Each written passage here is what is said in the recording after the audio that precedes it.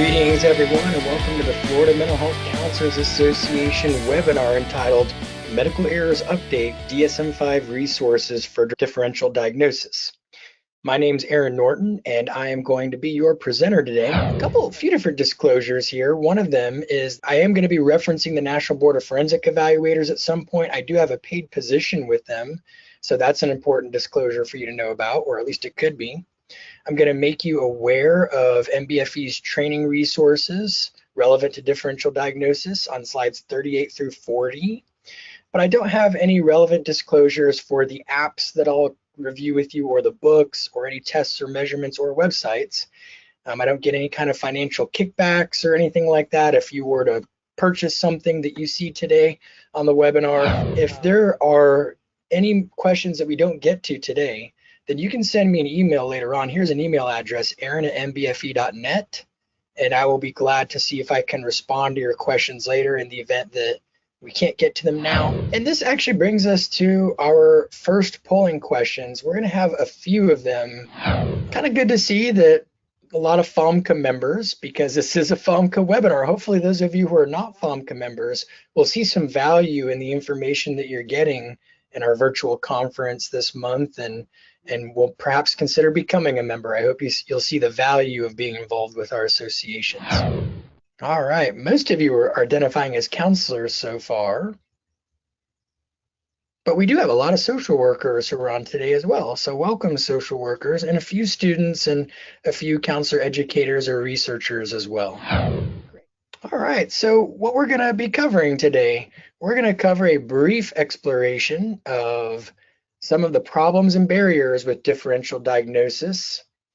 And we're going to give you an overview of tools to help with differential diagnosis, because essentially a misdiagnosis, and therefore sometimes treatment that is not informed and is not an appropriate fit for a client, is one very common way to end up with what we would call a medical error.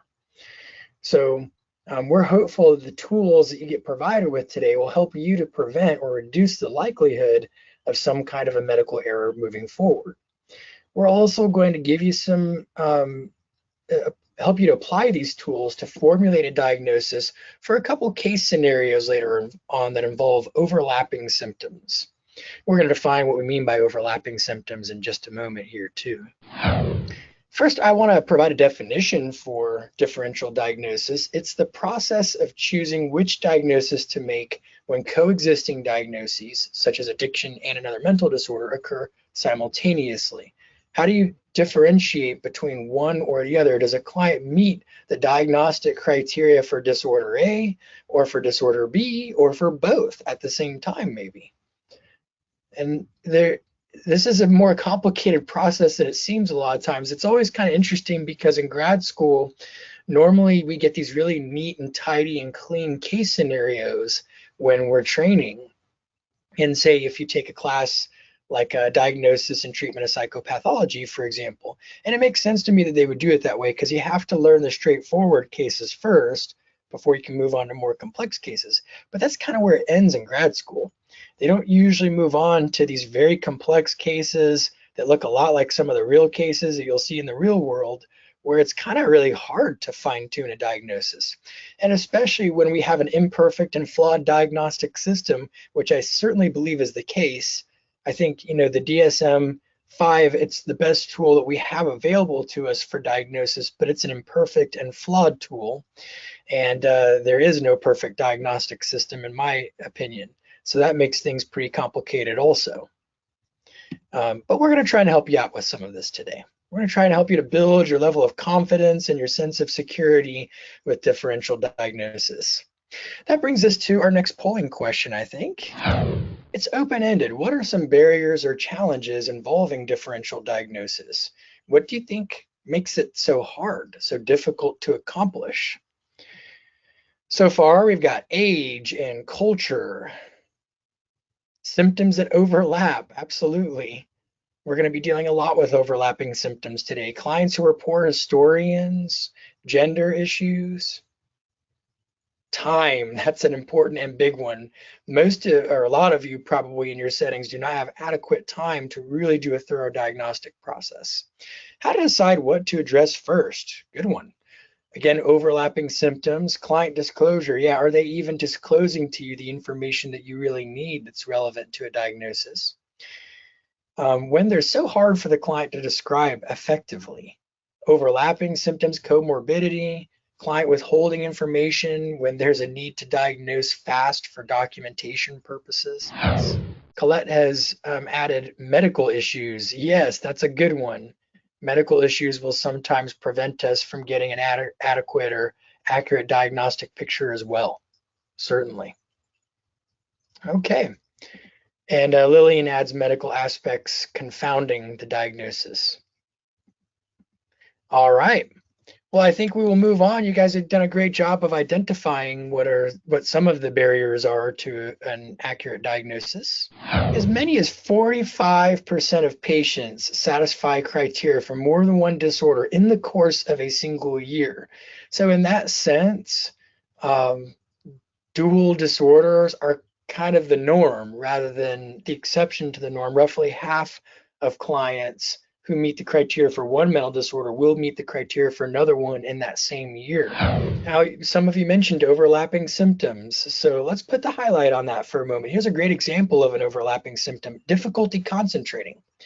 Well, you can have a difficulty concentrating because you're depressed, because you have a depressive disorder such as major depressive disorder, for example, or maybe a dysthymic disorder.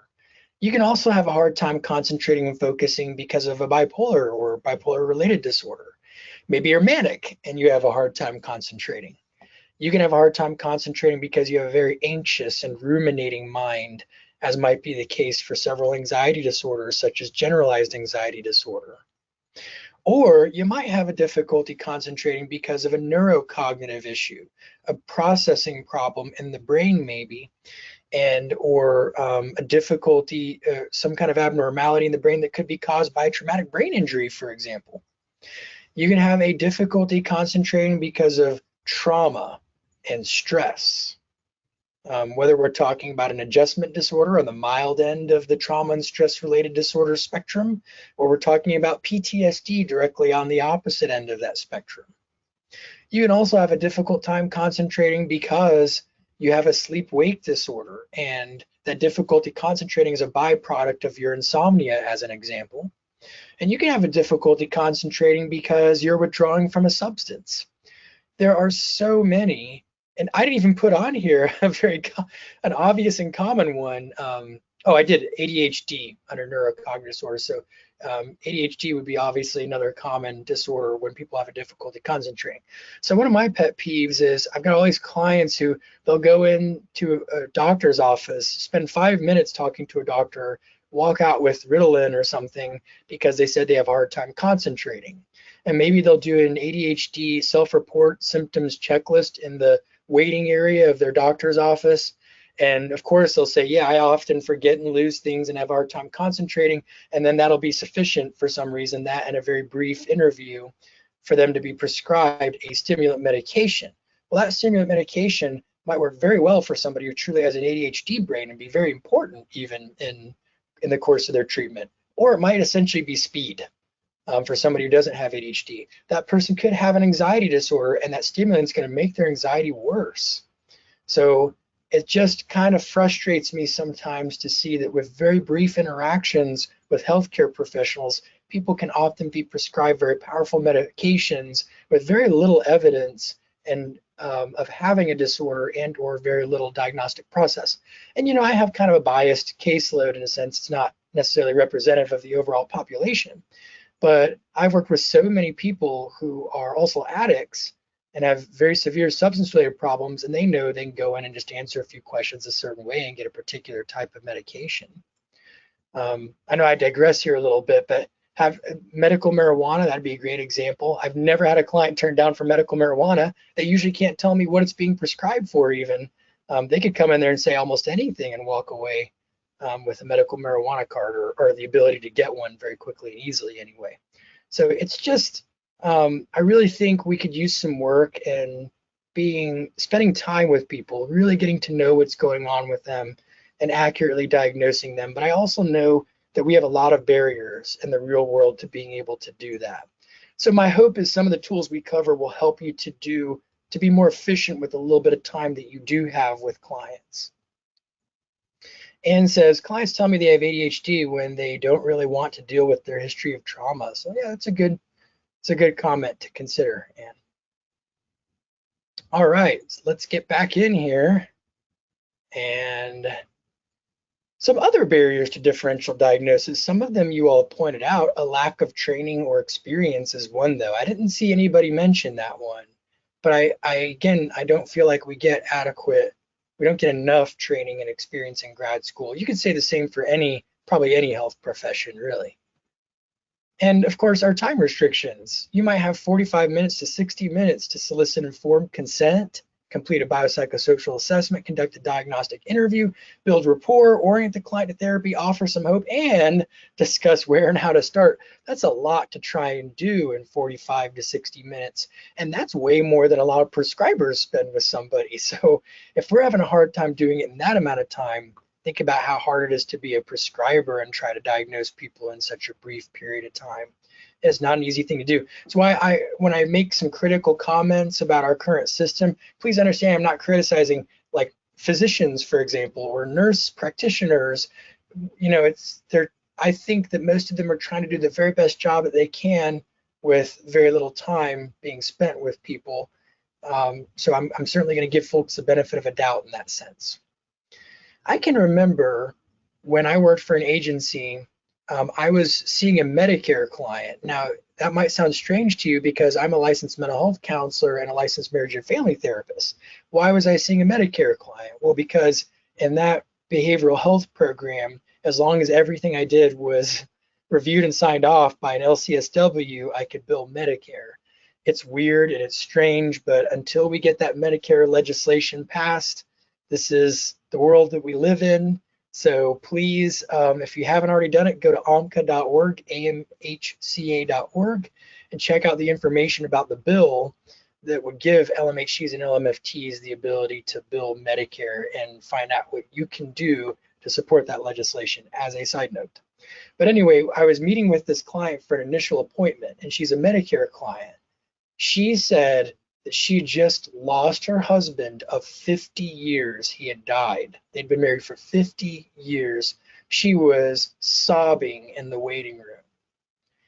Now, meanwhile, I was given this giant, like 16-page packet of all these different questions that I had to somehow ask her during the 45 minutes of time that I had with her, that Medicare required us to have on file for all of our clients in order to get paid, especially in the event of an audit, to not get into trouble with Medicare.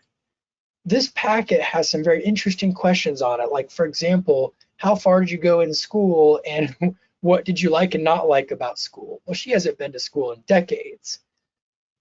As she is sobbing and getting her story out, I'm thinking to myself, oh my gosh, I have such little time with this woman, and somehow I have to answer this 16 pages of data in this brief period of time that I have with her. All I really want to do is be present with her and to listen to her story and to provide a therapeutic environment for her to do that and to build a rapport with her and give her a sense of some hope.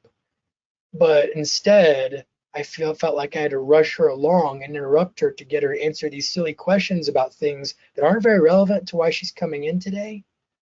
And that's a problem, in my opinion.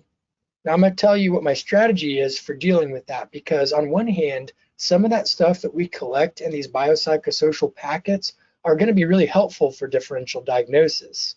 On the other hand, it's not very helpful to be spending your first appointment interrogating clients on every aspect of their lives when they're coming in distress, right? So I'm going to tell you what some of my strategies are to deal with that dilemma in just a moment here. Also, as some of you mentioned, clients can be poor historians. They can also be defensive, slow to warm up, shy, or very verbose or tangential. And even some of your voluntary clients who seem highly motivated to get relief will sometimes keep some important information from you because of guilt or shame or hesitancy, or they're not being ready yet, whatever the case may be, you might not find out about it until way down the road, if you find out at all about it. And some of that's really helpful information, right? So before we get into our first tool here, I'm just gonna check the questions box real quick, make sure that there's not anything timely we need to deal with. Wendy says this often happens with children, and Anne says, yes, exactly, like not telling you about alcohol use. Yes, that certainly does happen. It's happened to me so many times over the years. I'm sure it's happened to you all also. So the first tool I'm gonna bring up to help with differential diagnosis is your intake questionnaire. Ask clients to complete an intake packet with a psychosocial questionnaire. Now, the way I do it in my practice is I have clients fill this all out before I ever see them for the first appointment. And nowadays, especially with the majority of my, I think about 70% maybe, anywhere from 60 to 70% of my sessions are telehealth versus in person. So I tend to have all of my, and I'm trying to not have any, paper being passed around in the office. So I have my clients do their intake questionnaires online. I'll show you the tool I use for that later on if we have time, but it's a very thorough intake questionnaire, and it was designed to try and cover everything that third-party payers tend to want to see in your file if they were to ever audit you. It also includes the kinds of things that would really help you out in the event that something bad happened down the road and you were being accused of malpractice for not being diligent with your diagnostic process. But here's some of the things that you'll see in that intake packet: a succinct checklist of concerns. So this is basically a tool that has alphabetized a lot of the common reasons that people come in to see a therapist, and the client can check off everything and anything that applies to them. The second thing is their mental health treatment history and their family treatment history, so you can get a sense of whether, for example, there's a family history of mental illness. Family, social, and relationship history, which gives you a lot of information about social functioning and any evidence of possible impairment in the social arena because of their symptoms. And their educational or vocational history, their legal history, so you can find out, for example, if they honestly reported that they have 3 DUIs in their background and that there might very well be an alcohol or drug-related problem in the picture. Their medical history, which can include hospitalizations, medical concerns and problems, medications, insurance status, their most recent exam and blood work. I cannot emphasize this part enough. So I know a lot of you're used to doing biopsychosocials, right? And your agency probably has a really thick and obnoxious one that you have to have all of your clients either fill out, or you have to somehow ask them all these questions in your intake, which is not my preferred way to do it. But we don't oftentimes ask them, when was your most recent physical exam with a physician? And did you have blood work? And if so, what were the results? Was there anything abnormal, in other words? These are important questions, as you'll see later on, because one of the common problems that we see, a medical error that we commonly see, is somebody comes in, they see a licensed mental health counselor or an LCSW or an LMFT, and they get diagnosed with a mental disorder because they have mental health symptoms. But no one really did their due diligence to see, could there be some kind of a biomedical condition, a general medical condition that could better explain these symptoms that, if not adequately treated, will probably get worse with time.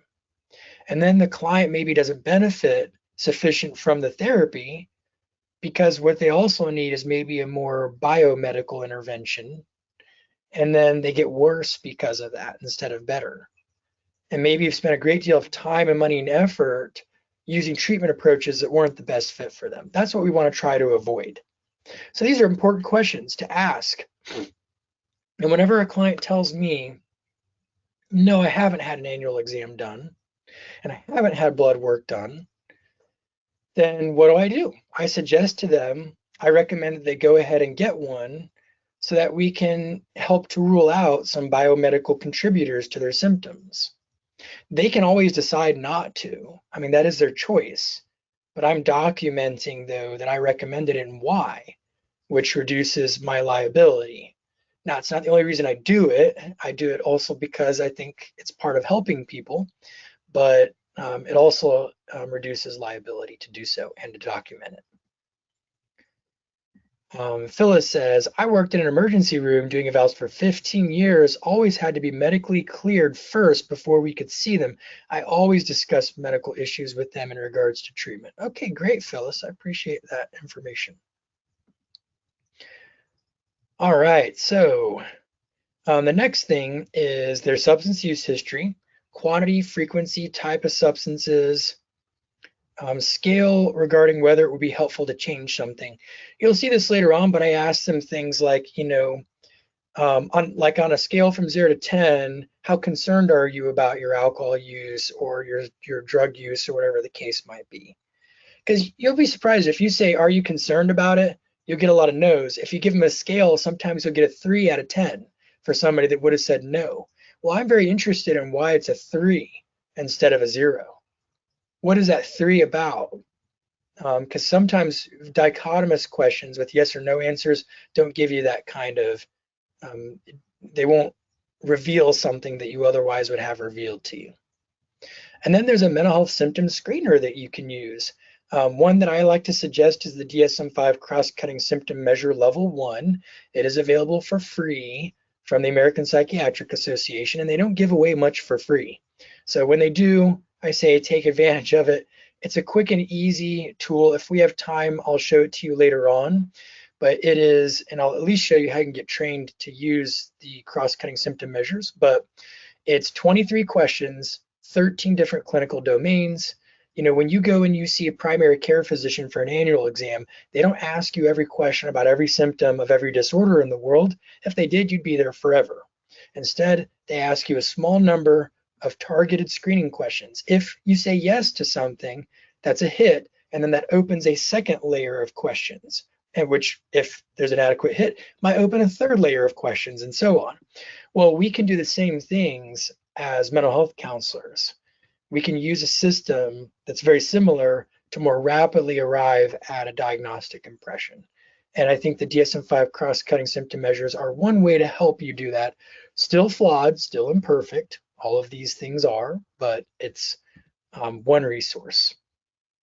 The second tool is the differential diagnosis sections of the DSM-5, or if you prefer, there's a text, the DSM-5 Made Easy by James Morrison, who is an author I tend to like to recommend a lot for making the diagnostic process a little bit clearer for master's level mental health professionals.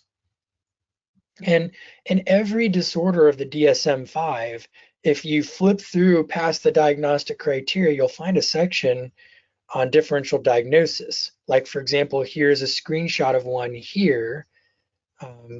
This is a screenshot where we're differentiating somatic symptoms that could maybe be like a somatic symptom disorder from other different disorders that have overlapping symptoms. So it's going to tell you, here's how you know it's somatic symptom disorder and not generalized anxiety disorder. Or this is how you know it's not really illness anxiety disorder. So that's an important section in the DSM, and it's a good one to get familiar with, especially earlier on in your career, but really throughout your career, especially when you deal with conditions you have less experience with. Elizabeth asks, what's the name of this tool with 23 questions? It is the DSM-5 Cross-Cutting Symptom Measure Level 1. And you will find it at the website dsm5.org. In fact, I'm going to type it in here right now, Cross-Cutting Symptom Measure Level 1 at www.dsm5.org. Click on Online Assessment Measures, and then go to Level 1 section. I'm going to send this out to everybody in response to Elizabeth's question. So hopefully you all see it in the questions box now. I like to give it to all my clients. I have an electronic version of it that they can complete online, and I'll tell you more about that system that I use later on if there's time.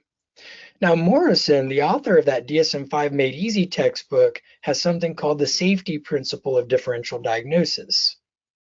And the safety principle He says, first, rule out substance use as the primary cause of the symptom. Do that first and foremost. Just get it out of the way. Second, rule out whether there are other medical conditions that might explain these symptoms. So in other words, biomedical conditions that we would typically see physicians and nurse practitioners and physician's assistants treating. Third, I guess another way to think of this second one is all of the disorders that you don't see in the DSM. Could any of those be causing these medical conditions instead? You might say, well, Aaron, I'm not a physician, I'm a mental health professional. Why do I need to know about these disorders that aren't in the DSM? Well, you need to know you need to know how to rule out those other conditions. That's what you need to know. You'll never know about every disorder in the world.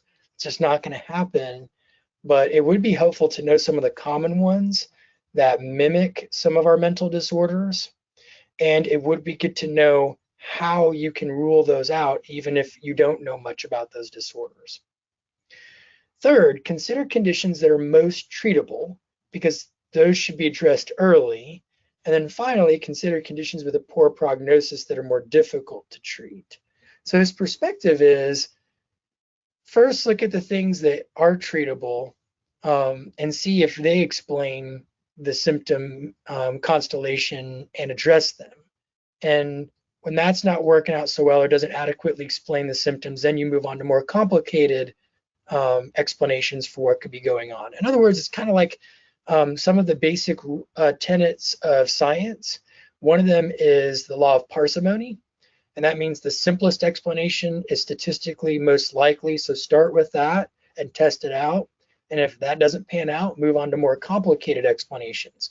When I see a picture of the planet Mars and I see what looks like a face on the surface of the planet, I can start off with a simple explanation like, well, that's just lighting from a certain angle off of a rocky structure. Or I can start off with a very complicated explanation like, oh, that's because our early ancestors were early versions of humans supplanted on the planet Mars, and they created the hybrid version of humanity that exists on the planet Earth, and they built this dramatic structure to communicate to us later on that we know that they're there and that they came from us. Well, that's a pretty complicated explanation. It doesn't pass the law of parsimony. First, let's test out the theory or the hypothesis that this is just lighting off of a structure in a planet full of structures that can produce all kinds of different things under the right lighting. Let's test that out first, and if it doesn't pan out, we'll move on to more complicated explanations, right? That's sort of the way the safety principle works that Morrison suggests. This is a good model. It's great for you to use, but it's not the one that I'm going to focus on today or the one that I'm necessarily going to suggest to you. Because we're going to look at a different tool, which is using the DSM-5's Handbook of Differential Diagnosis. Here's the book, the manual on the left-hand side. On the right-hand side, we have an app, DSM-5 Differential Diagnosis, which we will use today for our case scenarios. And so that's the third tool that we're going to bring up, the DSM-5 Handbook of Differential Diagnosis, and that's the process that we'll focus on today. So here's the way that the step-by-step differential diagnosis process works in this particular tool or resource. Number one, you rule out malingering or factitious disorder. See how this is different than Morrison's model already? Because Morrison started off with ruling out substance use as the cause, but in the DSM-5 Differential Diagnosis Handbook, we're going to start by ruling out, could this person be malingering? Now, the difference between malingering and factitious disorder, by the way, is that malingering is when somebody intentionally feigns illness for some kind of, usually an external or perhaps material gain. An example of such a gain could be, I'm feigning symptoms so I can get a disability check, or I'm feigning symptoms so I can win a lawsuit for damages, or I'm feigning symptoms so that I can avoid being drafted into the military and having to serve in some kind of, violent or aggressive act. Those are all examples of malingering. But in factitious disorder, malingering, by the way, is not considered a mental disorder. In the DSM, you'll see it in the chapter, Other Conditions That May Be a Focus of Clinical Attention. It is a diagnosis, but it's not a disorder.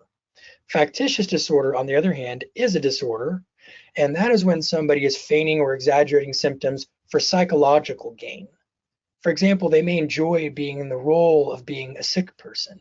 They may like it when people sort of cater to them, or when people express sympathy for them, or they like being sick and being in a hospital, or they like someone else to be sick, as might be the case on a factitious disorder imposed on another, or what some of you might know as, I think Munchausen by proxy is an old terminology for it, but not what we use anymore in the DSM.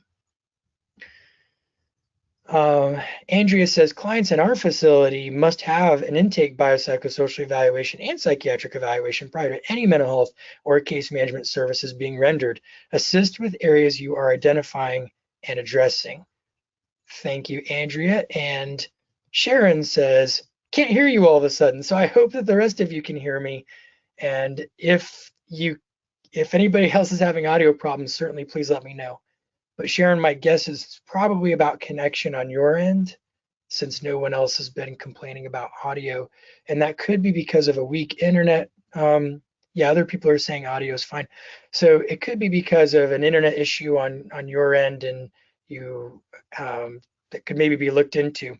Good news is we're recording this right now, so I'm hopeful that we'll be able to find a way to make recordings available for people who run into any kind of audio problems today. All right, so we'll move on.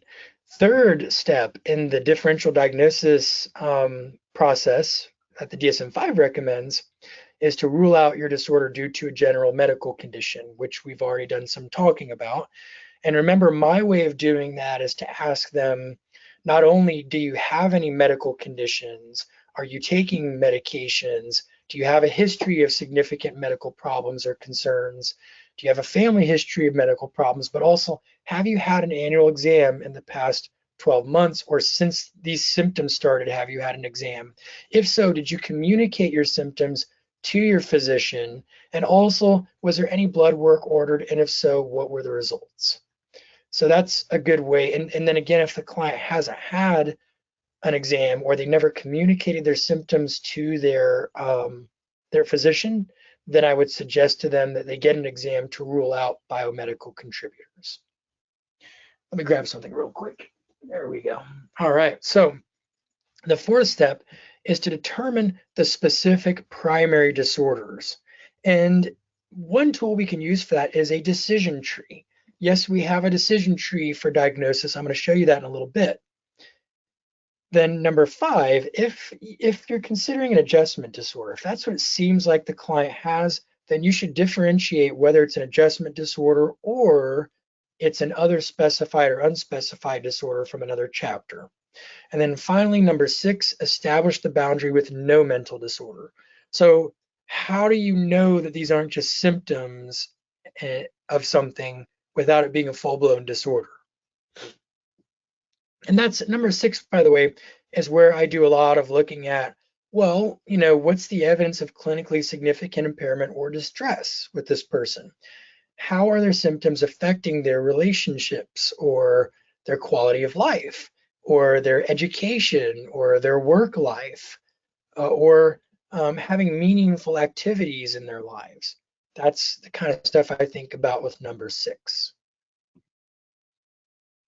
So starting out with step 1, ruling out malingering or factitious disorder, here's some questions to ponder.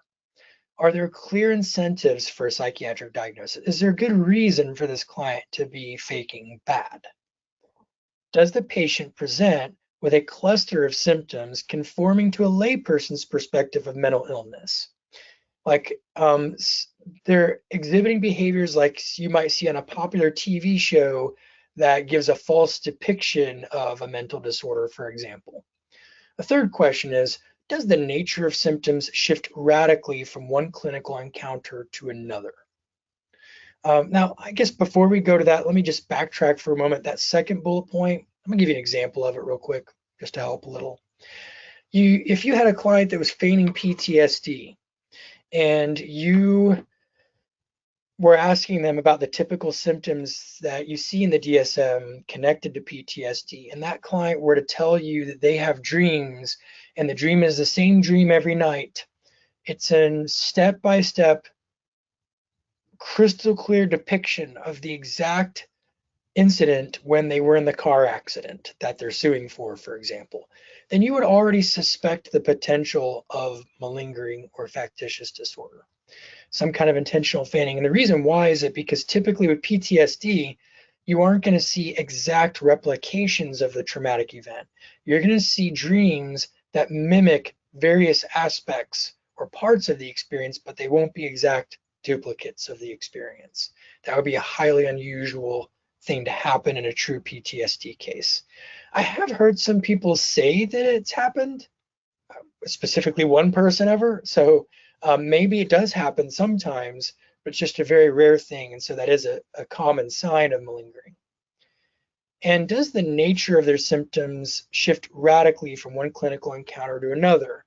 You know, they go and see somebody who's focused on the depression and then they act really, really down and depressed. But then they go see somebody else for an ADHD medication questionnaire and they act really hyperactive. That would be kind of an exaggerated example of that. Does the symptom presentation mimic that of a role model? So is there somebody who they look up to or somebody in their lives that has that symptom? I see this one sometimes, parents who have very young children that are saying, you know, I have gender dysphoria or I'm transgender. They'll question, well, I know that they've been like watching this show and interacting with this friend who is transgender, and I wonder if it's just kind of like a form of taking on the characteristics of an important person in their life or a role model. Well, it's possible, but it may not be. Maybe the client really is transgender or does have gender dysphoria of some kind or another. But these are possibilities. They're just questions to ponder. And is the patient characteristically manipulative or suggestible? Is there any evidence of that? Do you observe anything that looks like that? You may not have answers to these questions even if you didn't ask them in your mind, but they are the kinds of things to consider when you're ruling out malingering or factitious disorder. There is a book, I guess I didn't include it on this screen, but there's a book on detecting malingering in clinical evaluations. So I'm going to see actually, well, I'll try to pull that book up for you guys later on if we have time to.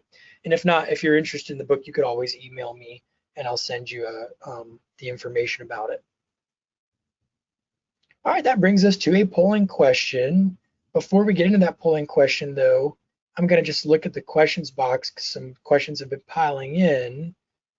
And then for number one, we have our borderline also. Yes, Phyllis, we certainly do. And then Wendy says, do you recommend the DSM-5 app or the DSM-5 Handbook of Differential Diagnosis app? I like both of them and I use both of them myself. That's my short answer, Wendy. Phyllis says, many times with patients, if there's not a clear diagnosis, I'll use adjustment disorder and then readjust after more info is obtained. So for me, Phyllis, I only give an adjustment disorder if I have good reason to believe they probably meet the criteria for it, but I'm not 100% sure.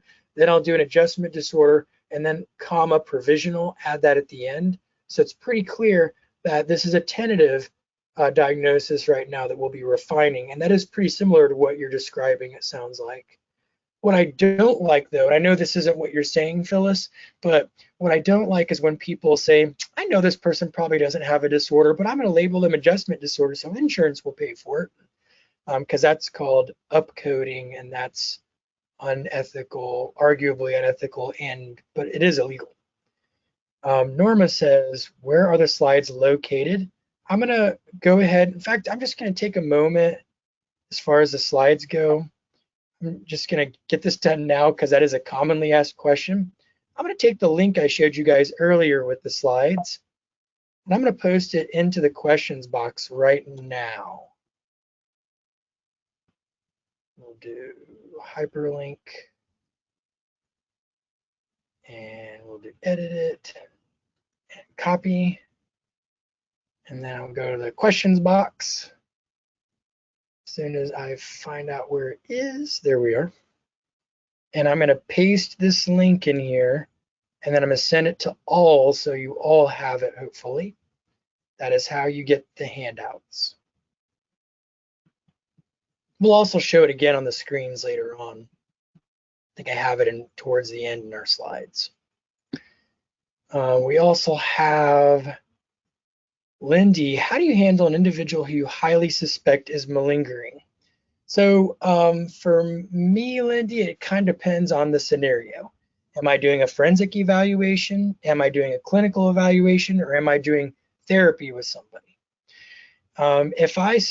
If I'm doing a forensic evaluation, that's basically going to be in my report. I'm going to say, I think they're malingering, and here's why. I provide the evidence. And what I do with malingering is, if I suspect malingering, I'm going to administer the personality assessment inventory, which has several scales that help to demonstrate a high probability of malingering. I'm then also going to administer something called the SIRS-2.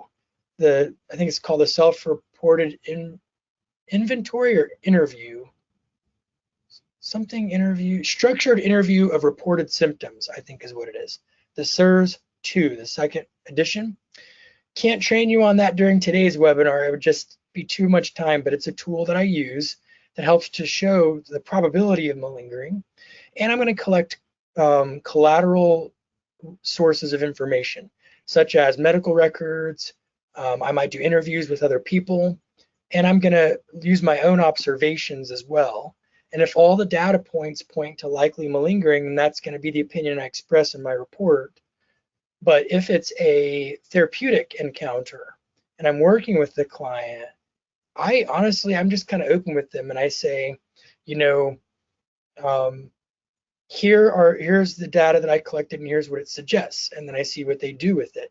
They may be offended by it.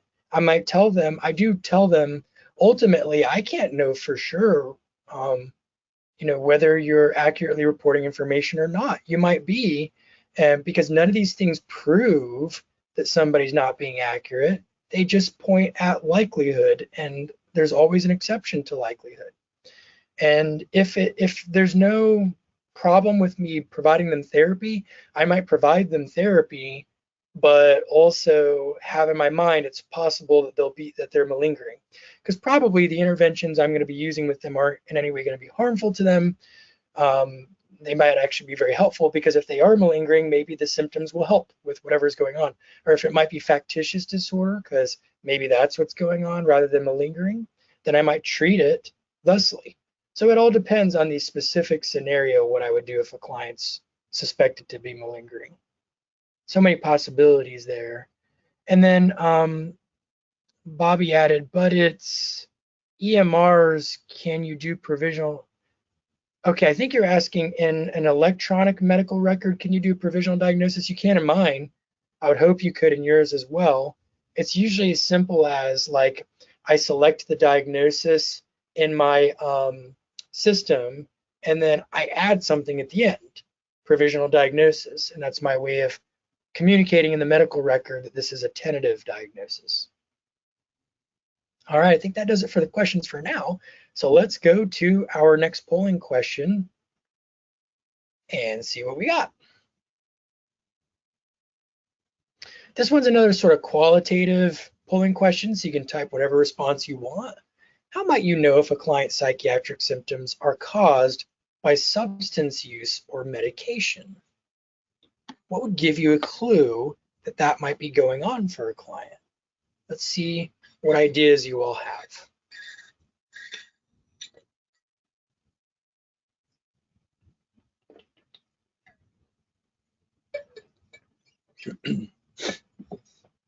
Okay, no responses yet.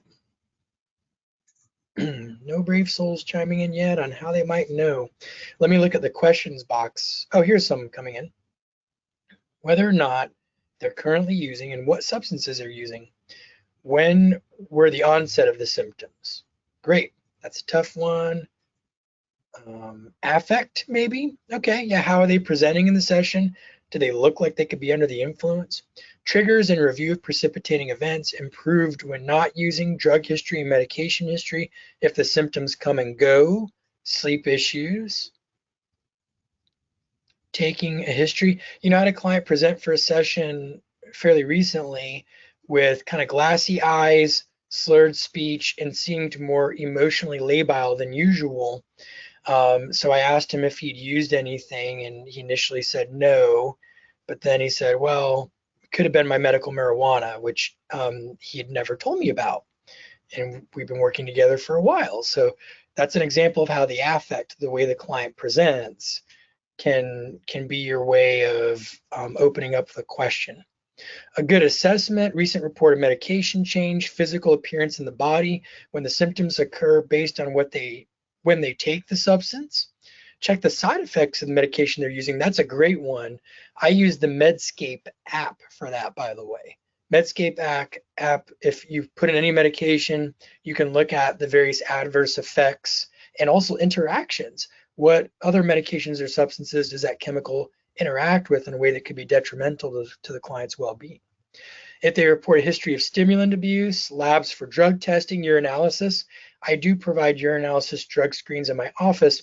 You know, a couple of weeks ago, I had a client, his mother contacted me and said that she suspected she found some kind of white powder in his bedroom.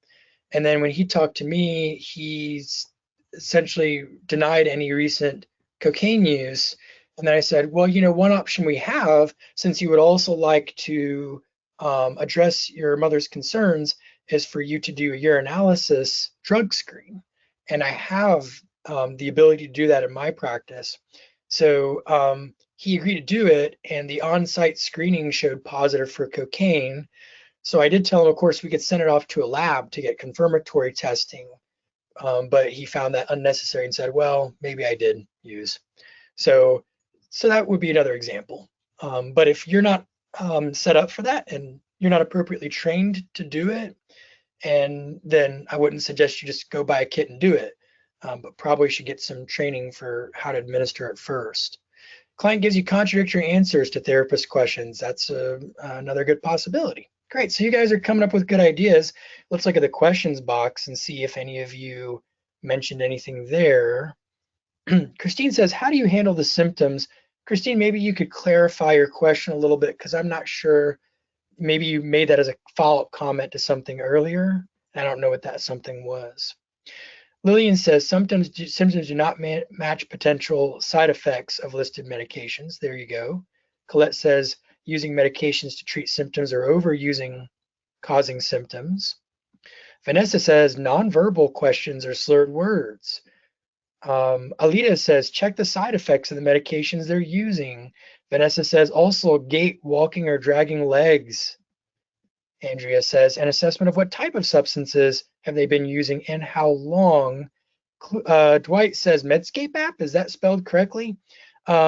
Yes, Medscape, Medscape,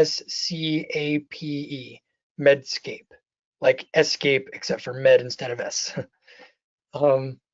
And then Vanessa says, iatrogenic effects with other meds. Christine says, has anyone in your family said that you have a problem? That's a good screening question for somebody having a problem with substances. Vanessa, coordination or a lack of. Jill says, unable to arrange texts. And Vanessa says, mental status exam. Christine says, ask the client, how do you handle your symptoms? It's a good one. Like, do they handle it by using substances? And then Vanessa adds damp, clammy skin. Okay, great. All right, let's move on then to our next slide.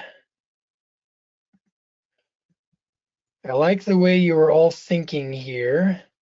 So step 2, like we said, rule out substance etiology. Has the person been using one or more substances? Is there an etiological relationship between substance use and psychiatric symptoms? So when did they start using the substance?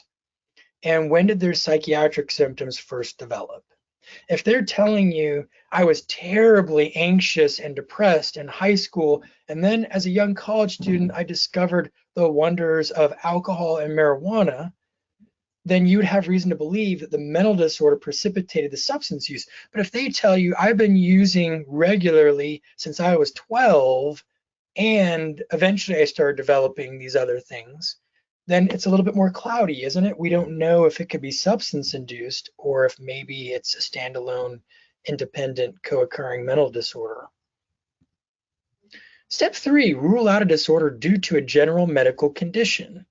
So we kind of have already talked about this. Are there any diagnosed medical conditions?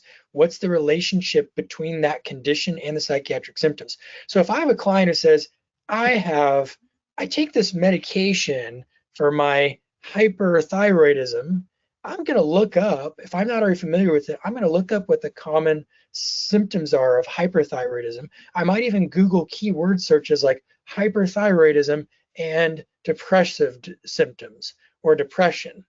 And then I'm going to focus on reliable references.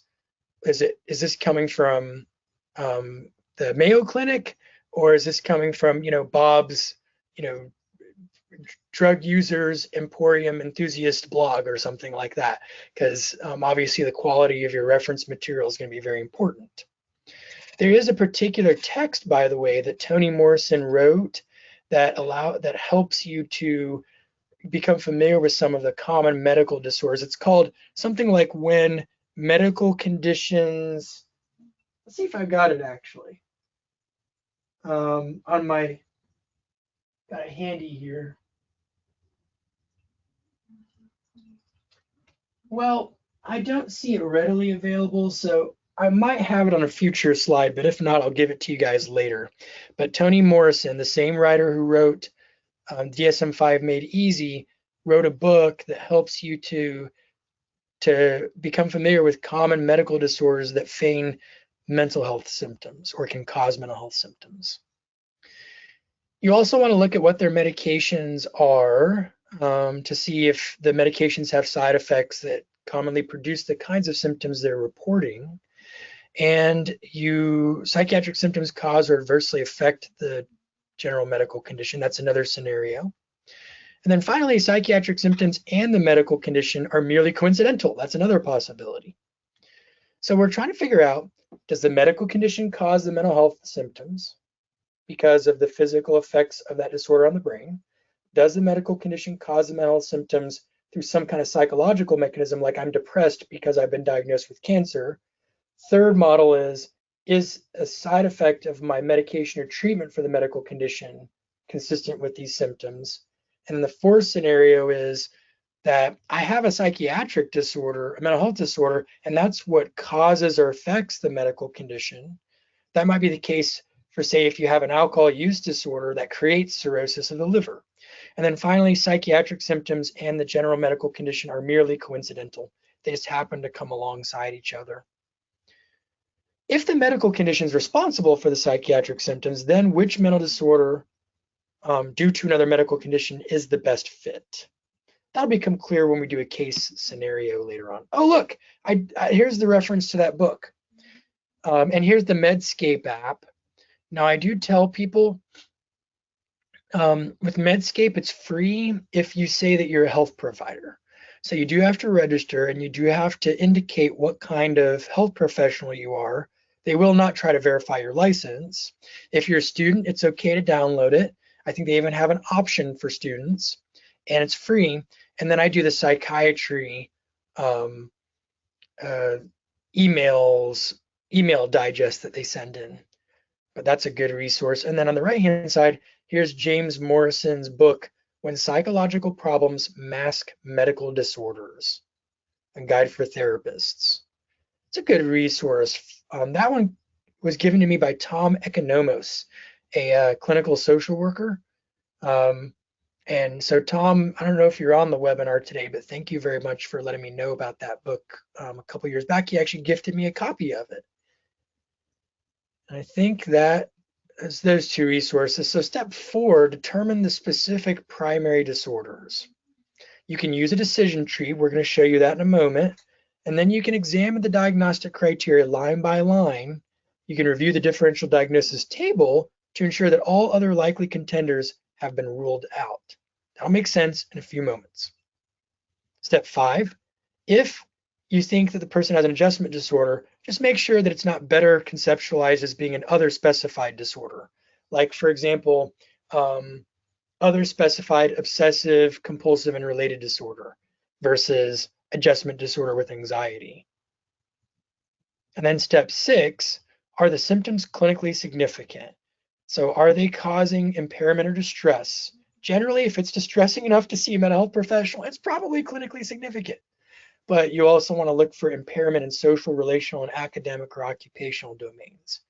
This, by the way, this video of this poor kid at the bottom, this was an interview from several years ago. It was his first day of school, and the reporter was asking, "You gonna miss mommy?" And he's like, "No." And then he starts laughing, and then his laughter quickly becomes crying because he is gonna miss mommy. And then people gave her such a hard time after that interview, so she re-interviewed him a year later to show that he was okay, just so people would kind of get off of her back, because people really felt for that poor kid. Funny side, or not funny, but interesting side note. Tool number 5, psychological tests. I brought up the PAI earlier, personality assessment inventory. It's essentially very similar to the MMPI, but in my opinion, has many advantages over the MMPI. Some people like the MCMI, the Milan Multi-Axial Clinical Inventory, although it was sort of created and normed for a clinical population, which I think gives it a disadvantage over something like the PAI. We mentioned the SIRS-2. It's a test. It's a structured interview that you can use when you suspect malingering. And then there is the Psychopathic Personality Inventory Revised. That would be a scenario when you're trying to determine whether somebody has psychopathy or sociopathy, and maybe those are the traits that are more at play and they're trying to mimic something else. The 6th tool you could use for differential diagnosis is interviews with family members or other people, and records, treatment records, medical records, legal records, academic records.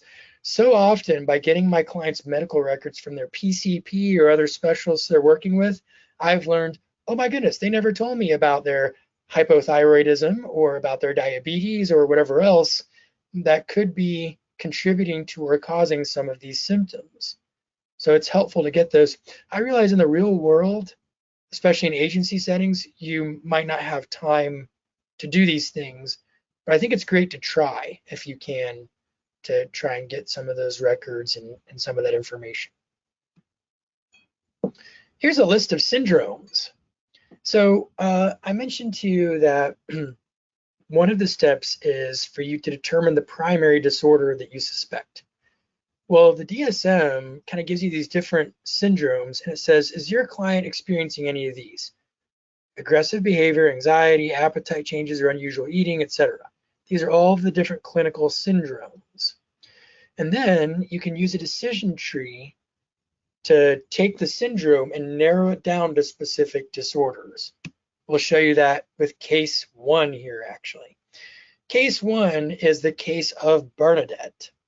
Bernadette is a 34-year-old female referred by a local hospital, where she was recently hospitalized in a psychiatric unit after an intentional overdose with her prescribed benzodiazepines.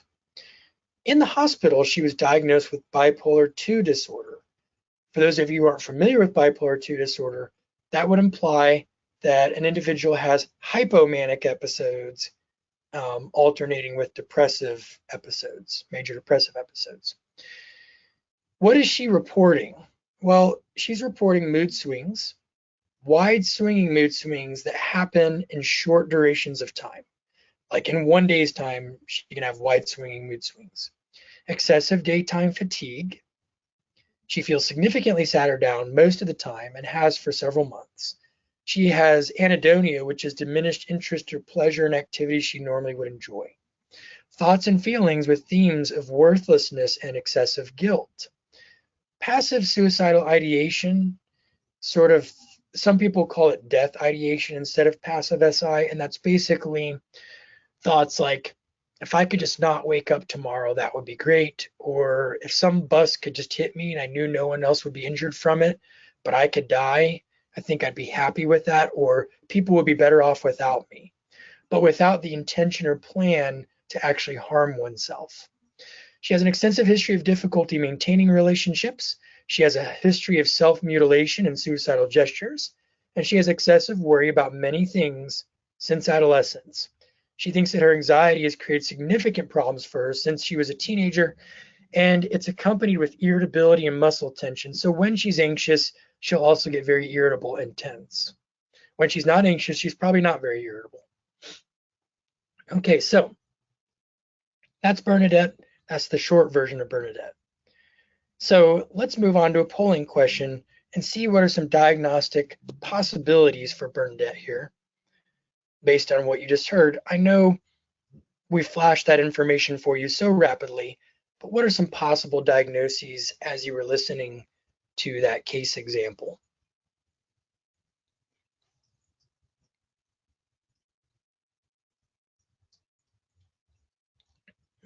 We have BPD. When I see BPD, I think to myself borderline personality disorder. Some people think bipolar disorder though. We have anxiety, we have generalized anxiety disorder, major depressive disorder or MDD. This is a word cloud, by the way, so the larger the word, the greater the number of people who submitted that same word through text message. PTSD is another thought that somebody has.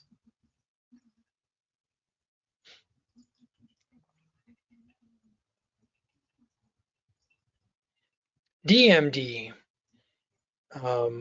disruptive mood dysregulation disorder, maybe, is what you might be thinking of with DMD, which actually is only diagnosable for children, though, and adolescents in the DSM-5. So that would probably not fit for her, but and I'm not seeing any other ideas so far. So I think we'll go ahead and move on, go back to the slides here, and we'll do a little exercise. Let's apply the decision-making process that we've gone over before. Step 1, rule out malingering. Well, are there any clear incentives for psychiatric diagnosis? Not that we know of. We haven't been able to discover any in that scenario anyway.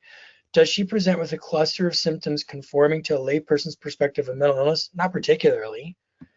Does the nature of symptoms shift radically from one clinical encounter to another? No, there's no evidence of that. In fact, I looked at her hospital records and saw no inconsistencies or difference in how she would present from one location to another. Does the symptom presentation mimic that of a role model? Not that we're aware of. Is she characteristically manipulative or suggestible? Not that we're aware of. Has she been using one or more substances? Well, yes, she has. She's been abusing alcohol and benzodiazepines prior to her hospitalization.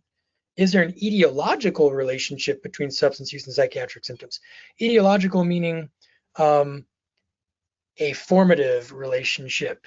So which came first, the psychiatric symptoms or the substance use? Well, actually the psychiatric symptoms came first because she didn't start abusing substances until her mid-20s, but the symptoms started in adolescence. So probably not an etiological relationship between substance use and psychiatric symptoms. Are there any diagnosed biomedical conditions? No, there are not.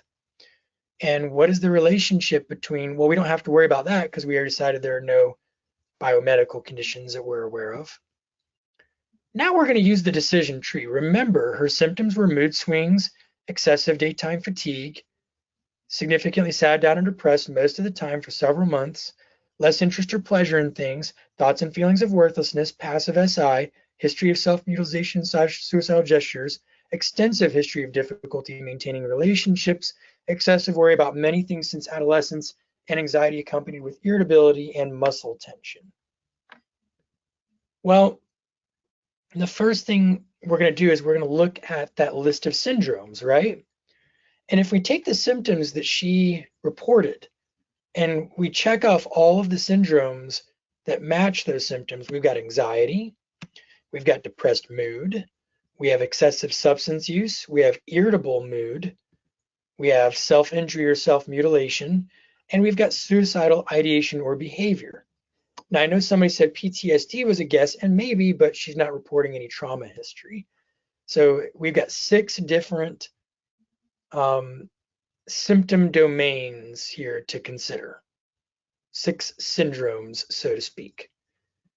So let's use a specific tool, the DSM-5 Differential Diagnosis app, to see if we can take one of these syndromes and dwindle it down to a specific diagnosis. To do that, I'm going to pause on the screen sharing here for just a moment, and I'm going to pull up a video. Normally, when I do this part of the presentation, I actually play for you, or I actually project my DSM-5 app onto the screen. The problem is that sometimes when I use GoToWebinar, it doesn't work right, whereas when I use Zoom, it always seems to work right. So instead, I recorded it last night. I'm going to play you a video, I think it's like 10 minutes long, of me walking you through how to use the app for Bernadette's case to take a syndrome and then eventually work your way towards a specific diagnosis using the app. So I'm going to play that video segment, and then we'll discuss it in just a moment. Now, I'm going to play it for a second, and then I'm going to pause it to see if you guys think the volume is okay, because we have problems with that sometimes through GoToWebinar also. So let's give it a shot here. You turn up my volume first. That would be a good idea. And then I'm going to do screen sharing again here, but blow this up a bit. All right, so let's take a look at how to use the DSM-5. All right, I'm going to pause it. Is the volume coming through okay, folks? Yes, it is. Okay, great. Wonderful. So we're going to play the video. Let me just get right back to it.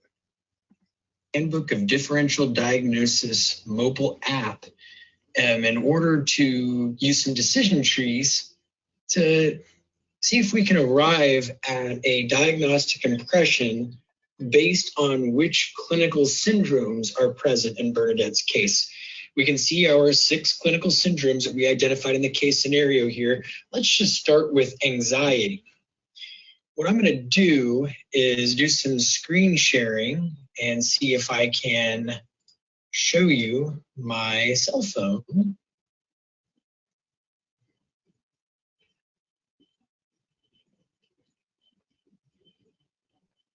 And there we are. Should now be able to see my cell phone. And here is the handy DSM-5 Handbook of Differential Diagnosis app. What we're going to do is, you see a few things here. One is, I do want to point out, see where it says step by step there in the middle of the screen, right there. If you were to click on that, you will see the different steps to differential diagnosis that we've talked about earlier. Just a side note, but we're going to click on decision trees instead, because that's what we're doing right now, a decision tree. And here are all of our clinical syndromes that we saw on the PowerPoint a moment ago. We're going to click anxiety as an example here. And notice that what you have in the middle here, there's always a box that kind of asks you a question and then allows you to click something. And then underneath it, there's going to be some explanation for that thing if you want to read that information before you make your selection. We're just going to hit start. And here's our first question. Is the anxiety due to the physiological effects of a substance, including medications? Well, remember, we have reason to believe that the answer is no, because Bernadette's psychiatric symptoms started prior to her using any substances. They began in her adolescence, and she wasn't using any substances then. And her anxiety was an issue in her adolescence. As a side note, later on in my work with this client, it became all the more apparent that even long after she stopped using substances, she continued to struggle with anxiety. So we're going to say no. Next question, is it due to the physiological effects of a general medical condition? All right, so we're going to click no. Is it occurring in the context of an abrupt surge of intense fear and discomfort that reaches a peak within minutes? This is your question that's designed to rule out whether this could be about panic attacks. and could possibly therefore be a panic disorder. But no, her anxiety is not exclusive to panic attacks. So we're going to click no. Next question, are there recurrent unexpectedly clinically significant panic attacks? Again, the answer is no. Is the anxiety about being in places from which escape might be difficult or embarrassing in the event of having a panic attack or panic-like symptoms without more generalized worries? Well, remember, she has very generalized worries. So see that part without more generalized worries there? That's not the case for her. So we're going to click no. Anxiety or worry concerning separation from major attachment figures without more generalized worries. Again, she has very generalized worries, so we're going to click no for this as well. Anxiety or worry about social situations in which the person is exposed to the scrutiny of others without more generalized worries. Again, because she has very generalized worries, she worries excessively about a large number of things, we're going to click no, that her anxiety is not exclusive to social situations, as might be the case with social anxiety disorder. Is her anxiety about exposure to a feared object, such as spiders, or situations like getting an injection or flying? This is your phobia rule-out question. And as with all of these, if you scroll down, you can read more information to help you make a determination on whether the answer is yes or no. But we're going to go with no because, again, her worries are very generalized. Is the anxiety about health and about having or acquiring a serious illness without more generalized worries? Well, again, we're going to have to say no for the same reasons we brought up earlier. She worries excessively about such a large number of things. This is not simply an illness anxiety disorder, formerly known as hypochondriasis. So we'll click no. Is the anxiety about discarding or parting with personal items resulting in the accumulation of possessions, cluttering living areas? This, of course, is your question that has something to do with hoarding or hoarding disorder as being a rule out. And again, her anxiety, we have no hoarding history with her and no reason to believe that her anxiety is exclusive to hoarding when it's very generalized. So we will click no. Is the anxiety or worry about an imagined defect in appearance? This might be the case with, say, body dysmorphia or with various versions of OCD, or sometimes with eating disorders. We're going to click no because, again, she has such generalized anxiety. Is the anxiety associated with your recurrent worries, thoughts, or ruminations? Well, yes, it actually is. Are these recurrent thoughts experienced as intrusive, unwanted, and ego dystonic? So this is where things get a little bit tricky. This is actually a rule-out question for OCD. And I'm very tempted to click yes a lot of times. But when you have a situation where a client has very generalized anxiety, typically the answer is going to be no here. And the reason why is that some of her worries are things that she thinks she really should be worried about.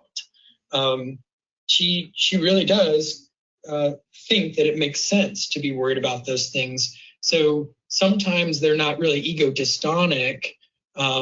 Sometimes they're intrusive, sometimes they're not, sometimes they're wanted, sometimes they're unwanted. So we're going to click no. Is it excessive worry and anxiety about several agents or situations persisting for at least 6 months? Well, yeah, actually.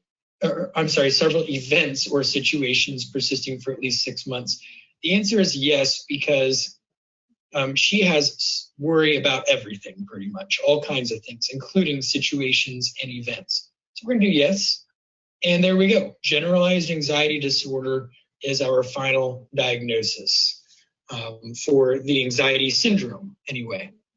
But now we can move on to one of the other syndromes because she does have a few others. And we'll use, let's go with,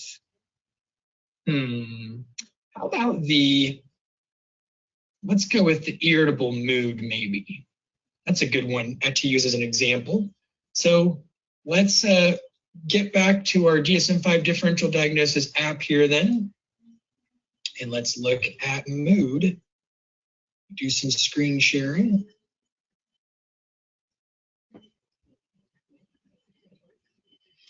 We're going to start over. Actually, we're going to go back a space and we're going to scroll down to irritable mood. And we're going to hit start. Is it due to the physiological effects of a substance, including medication? Again, we're going to say no. The irritability goes back to her adolescence. She was not taking using any substances or medication at the time.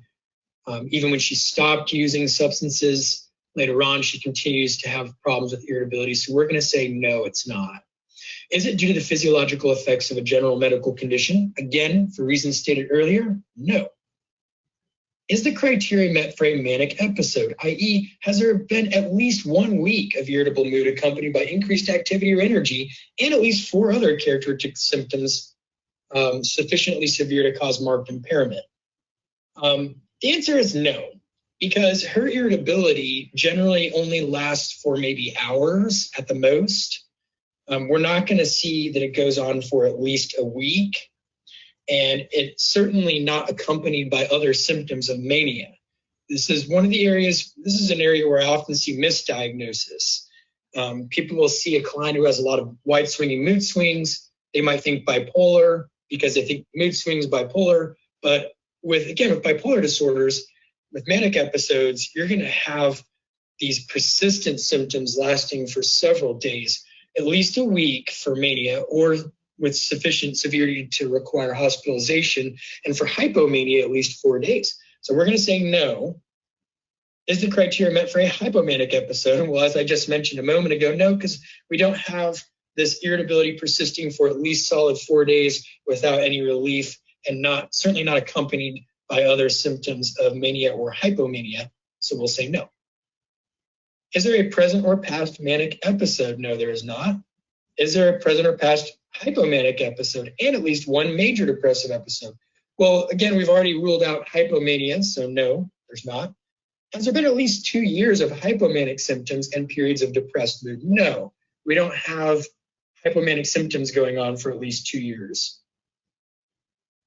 Is it occurring only in association with periods of depressed mood? No, not necessarily. Sometimes she has days where she's feeling perfectly fine, and then she starts feeling irritable for maybe a couple hours, a strong, significant irritability, and then she shifts back to feeling maybe okay, or feeling depressed, or feeling anxious for that matter, but not necessarily always depressed, so we're going to say no. Is it occurring in the context of severe temper outbursts that are grossly out of proportion to the situation with persistent anger and irritability between outbursts? No, that is not the case for her. These are very short episodes of irritability. Is it occurring in association with a pattern of argumentativeness, defiance, and vindictiveness? No, this is kind of probably an oppositional defiant to sort of rule out or something along those lines. But no, that is not the case for her. Sometimes irritability is actually very much attached to anxiety in her case, so we're going to click no. Occurring as part of a persistent and pervasive pattern of instability of interpersonal relationships, self-image and affects, and marked impulsivity beginning by early adulthood. The answer for this one's going to be yes. It's going to be yes because ever since adolescence, she's acknowledged unstable interpersonal relationships, a poor sense of self, and a difficulty regulating her emotions or moods. And there are certainly periods of marked impulsivity, and it did start by early adulthood. So we're going to click yes. And here we go. We've arrived at a diagnosis of borderline personality disorder. So hopefully this will give you a little bit of an example of how to use the DSM-5 Handbook of Differential Diagnosis app to help you to arrive at a clear diagnosis. All right, so that is that. That is how to use the DSM-5 Differential Diagnosis app for at least 2 of the 6 clinical syndromes that we identified with Bernadette. Now, I hope one thing that you realized when you saw that was you're still making judgment calls at every question. It's not like we can just feed information into a computer and it can sort these things out. We're not there yet. I hope we never are there. It's kind of creepy to think that we could be there one day, but this requires some good clinical judgment for you to be able to answer those questions at each juncture. And it's not like a foolproof, error-free process either. Maybe you hadn't collected enough information to even be able to answer some of those questions about Bernadette. So it's not like this is the miracle cure solution of diagnostic problems to use this app, but it is a great tool to help you to figure out how you can walk through the process to arrive at your diagnosis. Now, before we move on to our next case scenario, Lindy says it seems like that could lead to an overdiagnosis of a client, right? It's possible, but you could argue the opposite, that you're ruling out so many different things along the way that maybe this client's going to get fewer diagnoses than she would have gotten prior to using the app. Like, for example, what if somebody diagnosed her with a substance use disorder and GAD and bipolar 2, because that's what the hospital said, and et cetera, and you can see those diagnoses piling up. So maybe it could lead to overdiagnosis, maybe the opposite. Maybe you'd be diagnosing fewer conditions than if you didn't use the app. I guess it all depends on the accuracy with which the app is used also. So let's move on then, and I'll share with you. Oh, so we've got differentiating adjustment disorders. We don't have to worry about that step with Bernadette because we have no reason to believe she's experiencing an adjustment disorder. And then establishing the boundary with no mental disorder. What if she just has symptoms, but it's not enough to call it a disorder? Well, we have a hospitalization, we've got a suicide attempt, we have failed relationships, we have difficulty maintaining employment. So I'm going to say, yeah, I'm sure that we have impairment or distress in this case. So it reaches that threshold of clinical significance, in my opinion. Now, I did use some other tools with this particular client. I used the personality assessment inventory. It yielded elevations in the negative impression management score, which is a score that tends to be elevated when someone kind of exaggerates bad things in their life. We see this a lot of times if somebody has like a dramatic personality, or if they're highly critical or pessimistic of themselves, or that sort of thing. But we also saw elevations in anxiety-related disorder scales, depression, paranoia, borderline scales, the suicidality scale, the stress scale, and the non-support scale, which means that she doesn't consider herself to have an adequate social support system. And the computer recommended that we rule out major depressive disorder recurrent single episode, PTSD, and panic disorder with agoraphobia, GAD, specific phobia, bipolar 2 disorder, and BPD. So as you can see, there were a lot of rule outs, a lot of diagnostic possibilities for this client, even with that test. I did the PID-5 with her, which showed elevations in personality traits of anhedonia, anxiousness, depressivity, eccentricity, emotional lability, hostility, impulsivity, separation, insecurity, submissiveness, and withdrawal, and were suggestive of possible borderline and avoidant personality disorder diagnoses. The PID-5 is a free tool at that same website I brought up earlier, DSM-5.org, and then you click on online assessment measures and you can download the PID-5. And I have a whole separate training on that. And then I also looked at her hospital records and I interviewed her husband. Now I mentioned we have these other trainings. The National Board of Forensic Evaluators has on their website, which is nbfe.net for National Board of Forensic Evaluators.net. We have on-demand webinars for how to use free online assessment measures for mental health evals. That would show you how to use those cross-cutting symptom measures and also how to use like the PID-5 that I just mentioned a moment ago. And then there's the clinician's guide to conceptualizing and assessing personality disorders for how to diagnose PDs. And then there's a testing certification workshop if you want to learn how to administer and interpret complicated tests like the PAI that you'll see on that website.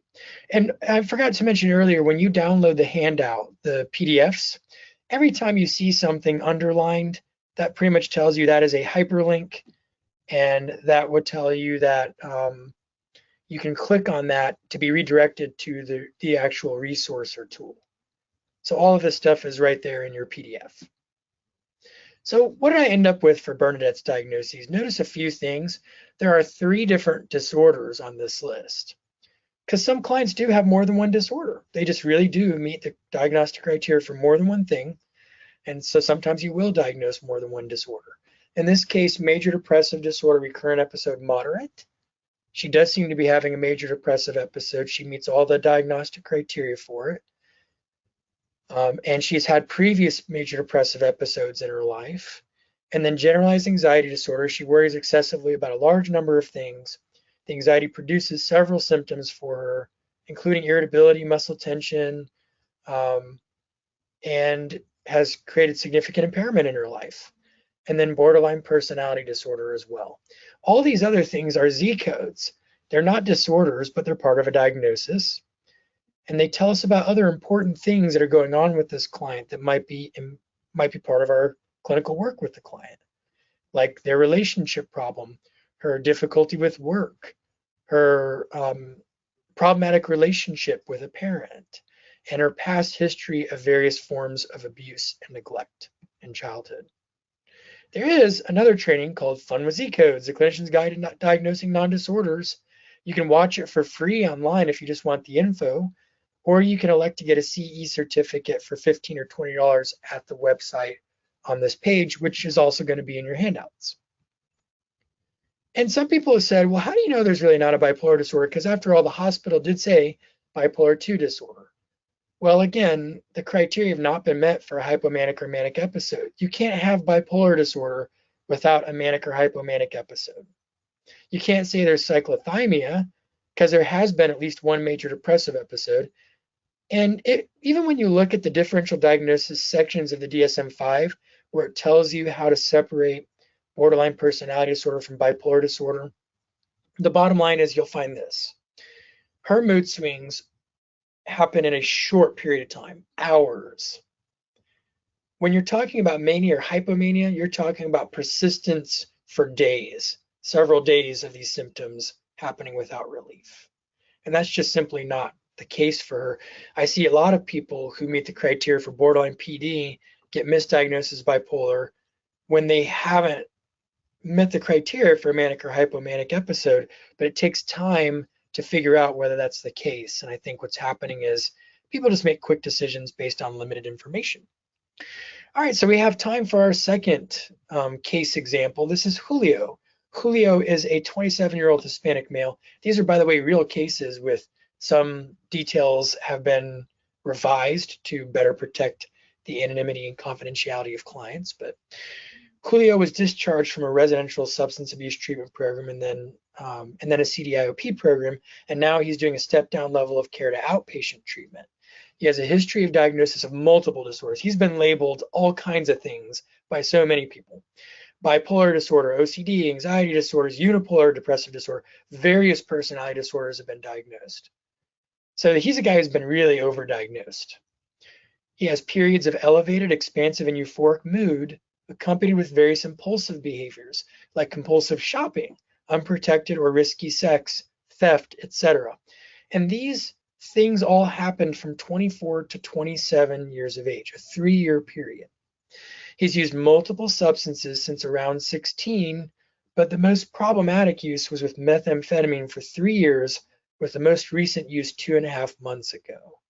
He's had persistent depressive episodes throughout adolescence up until he started using meth 3 years ago. So notice he's been clean for 2.5 months. During those 2.5 months, he hasn't had the elevated expansive euphoric mood, and he hasn't had the impulsive behaviors. But he did have those for 3 years, from 24 to 27 years of age. That's a key detail.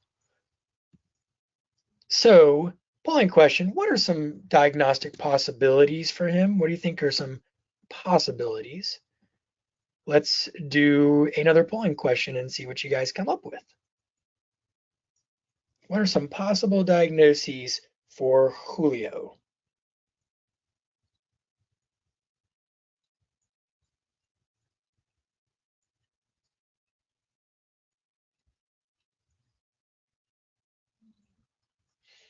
Anxiety disorder, methamphetamine, borderline, addiction, and we got a depressive disorder,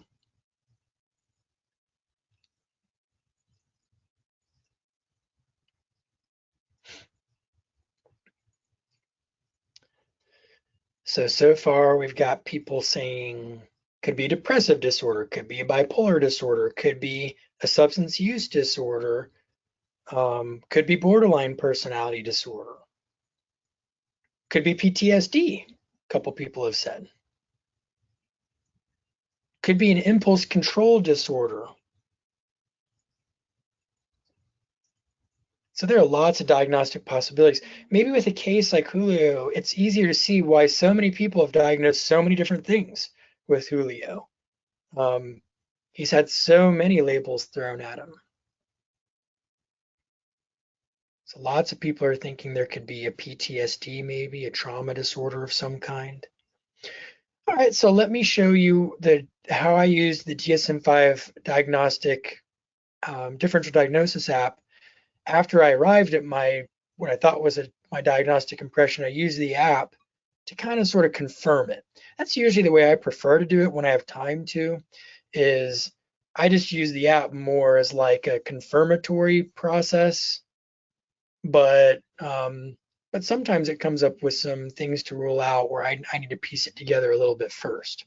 Somebody said a TBI, by the way, as another possibility for this client, maybe some kind of head injury or something. All right, and also in the questions box, all that impulsive stuff sounds like manic episodes to me, Ann says. Okay. So let's do another video real quick here. This one's a very brief one.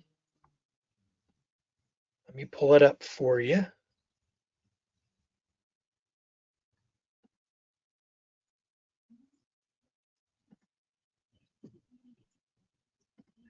All right, everybody. So here we have Julio. A moment ago, we identified 4 different clinical syndromes that seem to be present with Julio: depressed mood, elevated or expansive mood, excessive substance use, and impulsivity or impulse control problems. I guess for this one, let's give it a try with our elevated or expansive mood. That's an interesting one for us to choose. So let's go for it. Why not? I'm going to go ahead and I'm going to pause the video for a moment because I kind of forgot something. I forgot to walk you through the initial steps using the model. So we rule out malingering or factitious disorder. There's no evidence of malingering or an incentive to anyway so far. Rule out substance etiology. Well, the depressive symptoms started in junior high and they've been persistent. The substance use started at 16, but was not problematic until after high school. Okay, that's key. So his depressive symptoms precipitated his substance use. There's no co-occurring biomedical condition. So now step 4 is to determine the specific primary disorder, and that's where we're going to use the app. So when we look at the list of syndromes for Julio, we see there's depressed mood. That's one thing he complains of. There's a period of elevated or expansive mood for 3 years, actually, from 24 to 27. There's excessive substance use. That's been going on at least throughout adulthood, with the worst time being from 24 to 27 with his methamphetamine use. But he actually started in high school at the age of 16. And we have some impulsivity and impulse control problems going on. So now let's go back to the video and see what we have.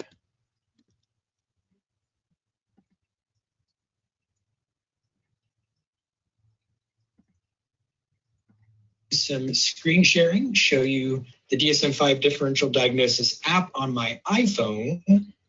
Let's pull it up.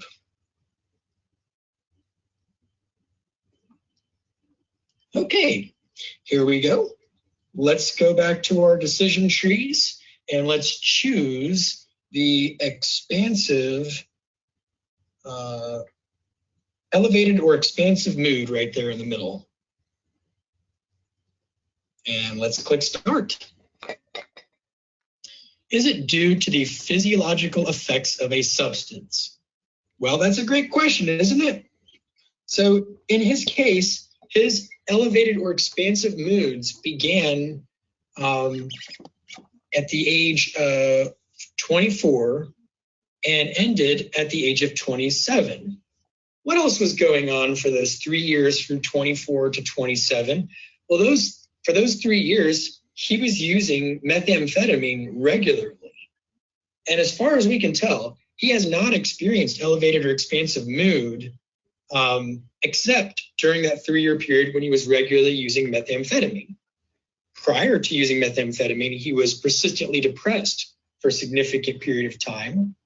And he hasn't had that elevated or expansive mood since he stopped using methamphetamine. So probably we're going to say, yeah. The symptoms of elevated or expansive mood predominate in the clinical picture and are sufficiently severe to warrant clinical attention. Well, yeah, they certainly were, at least for that 3-year period of time. So we're going to click yes. And we have a substance or medication-induced bipolar disorder. Simple, straightforward, quick, and easy, this particular one. All right, so let's get back to the PowerPoint here. So with this client, I went with an amphetamine-induced bipolar and related disorder with a use disorder severe. Now, as a side note, he also meets the substance use disorder criteria for cannabis, alcohol, and tobacco. But a good thorough evaluation sort of pointed that out. But this was a guy who had been diagnosed with a ton of different disorders. Now, he has a history of dysthymia, but he doesn't have it anymore because he's no longer experiencing depressive symptoms. He hasn't for years. How do I know he has a history of dysthymia? Because he endorsed all the symptoms of a depressive disorder and said that they'd gone on all the way through high school. In fact, they really started in junior high. For years, he felt significantly depressed without any relief, and he was able to verbalize the symptoms of depression to me. But then, at the age of 24, he discovered methamphetamine. My theory with him is he's a guy who has a depressive mind and a mind that naturally leans in a depressive direction. And part of why the methamphetamine was so appealing to him and so reinforcing was because it's one of the few things that took him away from that terrible depression. Because when he used meth, he wasn't depressed. He was the opposite. He was euphoric and expansive in his mood until it was creating more problems for him than it was resolving, and it was no longer sustainable as his way to address his depression. Methamphetamine, if you look at the effects of methamphetamine use, regular and prolonged methamphetamine use, it looks an awful lot like mania, a lot of the things that you'll experience when you're using methamphetamine. So I think he was misdiagnosed with bipolar. I think he was misdiagnosed with OCD. I think he was misdiagnosed with impulse control disorders and a whole bunch of other disorders, partly because he wasn't telling the people who were diagnosing him about his methamphetamine addiction. But once he became ready to start telling people about that, then a more accurate diagnosis could be reached. So this is a case, remember how we said before, somebody said, well, wouldn't this app lead to overdiagnosis? I think in this case, it led to fewer diagnoses for a client. This is an example of when we were able to take all these different disorders and whittle them down to basically, this is a guy who has a depressive mind, but developed substance-related problems to cope with it. And in this case, one of those substances created a bipolar like disorder. But once he's in sustained remission and he's not experiencing any of these manic symptoms anymore, that diagnosis goes away. And instead, he gets to just have a stimulant use disorder that's in sustained or in early remission. He'd almost reached that 3-month point at the time of intake, but he wasn't quite there yet. So we got some questions. Norma says, how long does it usually take you to formulate your diagnosis with so many socials or scales and measures to support accuracy? So Norma, sometimes I formulate a diagnosis 15 minutes into an appointment in my head that never changes. And other times I change my diagnosis after session number 12. So it's really hard to say. What I can tell you is because we've collected a great deal of information from the client before I even see them, and because I'm very accustomed to that information and the way it's formatted, I can usually very quickly and easily be at least thinking in my head at the time I'm first meeting with them, here are my diagnostic possibilities. I've already got it down to a limited number in my head, usually before I even see the person. So for simple cases, it's a very rapid process. But for very complicated clients like this client, it took me at least a couple appointments with him to really formulate a good diagnosis that I ended up sticking with. In some cases, though, I might change the diagnosis down the road somewhere when I become aware of something that I wasn't previously aware of. So it does vary a lot. Andrea says, dually diagnosis co-occurring substance use in type 1 bipolar manic type. Okay. And Andrea says co-occurring substance, oh, looks like that's a repeat of the last comment. Okay. All right, so that's Julio. So thinking like a primary care physician, remember I said we've got in section 3 of the DSM-5 or on their website, you'll see cross-cutting symptom measures, level 1 and level 2, severity measures, disability measures. They've got personality inventories. They have this really cool thing called a cultural formulation interview. Some of you brought up that culture is one of the barriers to an accurate diagnosis, and that is absolutely true. I agree with you 100%. The cultural formulation interview is a qualitative tool that you can use that helps you to find out how the client's culture might impact the manifestation of their presenting concerns. This system, the cross-cutting symptom measures, is modeled off of that perspective that physicians have, that you start off with a wide screening process and then you whittle it down and open up additional layers of questions based on how the client responds to the initial questions. Once you've decided on a disorder, there are measures on that website that allow you to determine the severity of that disorder. And then there's the WHODAS to help you look at, well, how do their symptoms affect their ability to function, if you're interested in that question. And then there is the PID 5, the personality inventory disorder for DSM-5, that you will also see on that website, like I mentioned earlier. And here's a few other kind of tools.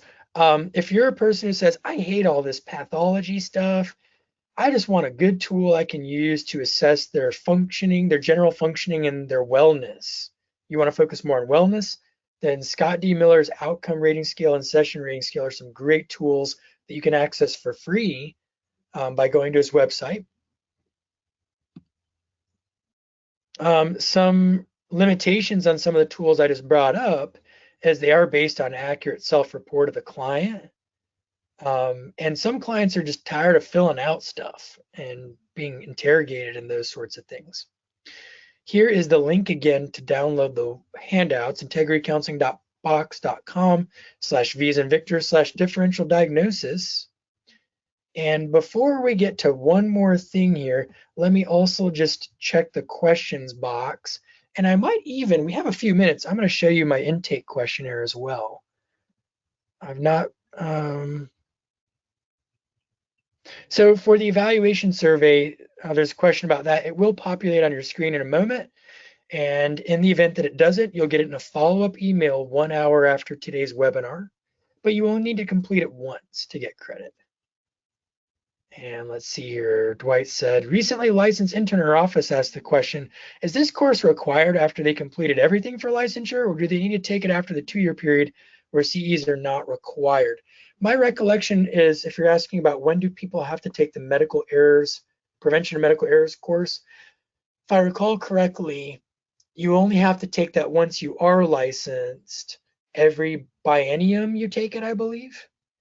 But if you go to the website, Florida's mentalhealthprofessions.gov, you can look up that requirement to make sure I'm telling you accurate information about it. And if you want to email me that question, I'll give you a more detailed response to it. I'll actually paste the info from the 491 board website if you need that for clarification. Here's the email address, aaron@mbfe.net. So I'm going to also show you real quickly, I mentioned that I would show you guys my intake questionnaire. So let me do that. I'll pull it up here real quick.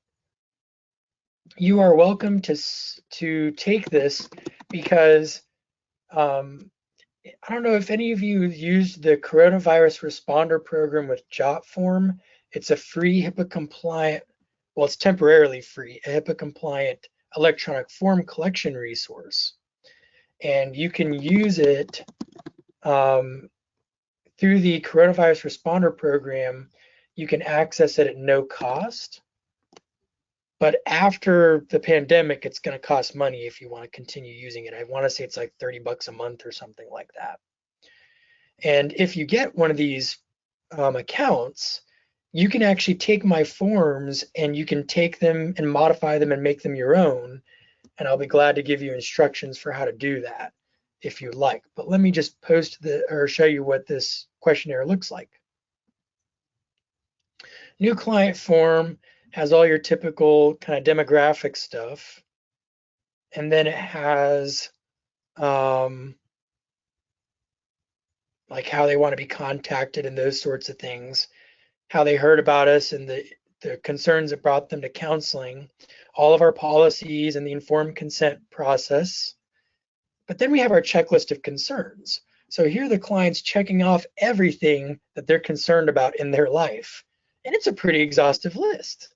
So you kind of have a good heads up about all the things that they're concerned about anyway. And that will be helpful in terms of a diagnostic process.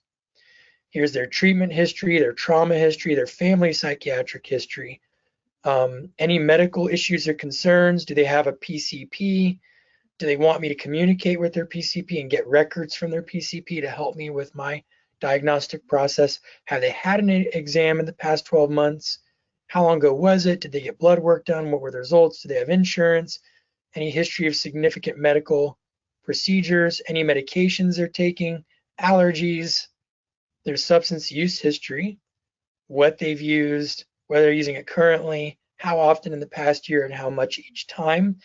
This, I've mentioned to you, we have a glitch here where we have to take from the old form the scaling question. Because remember, I prefer to scale how concerned they are with their use of substances on a scale from 0 to 10, because that gives you richer information than just yes or no dichotomies. Were you adopted? Who you live with growing up. This is your family and social history stuff.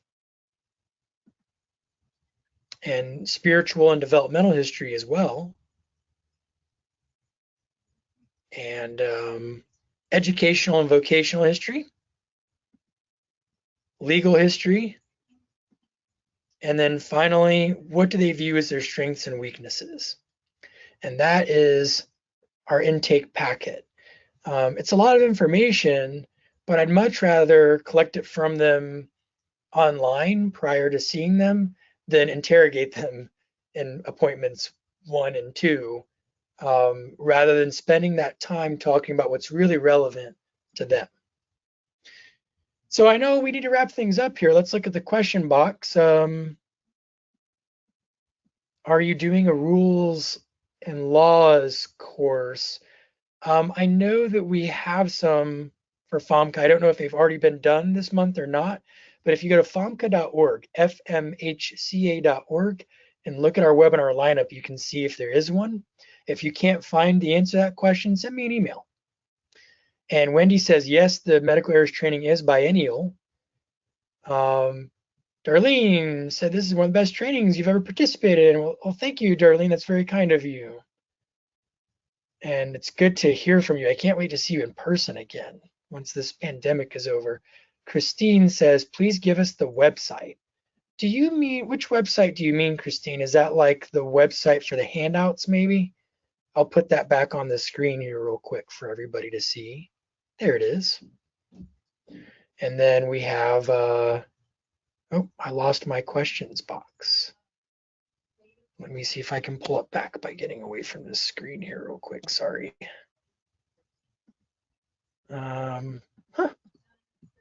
Well, a little technical difficulty. I can't seem to find the questions box. It's like it's disappeared. So if you have a question that we didn't get to, please just email it to me, aaron@mbfe.net right here. I want to let you all know it's been a pleasure in this very jam-packed, rapid webinar on differential diagnosis. I hope we gave you some tools that will help you out. We'll see you next time. Have a good one.